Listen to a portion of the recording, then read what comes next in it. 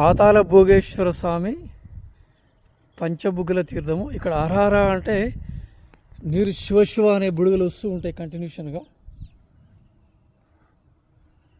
వాస్తవంగా లోపలకి వెళ్ళాలా, లోపల మొత్తం గ్రిల్ వేసినారు. ఆ లోపల ఆ శబ్దంతోనే ఆ విధంగా బుడుగలు వచ్చే విధంగా ఉంది.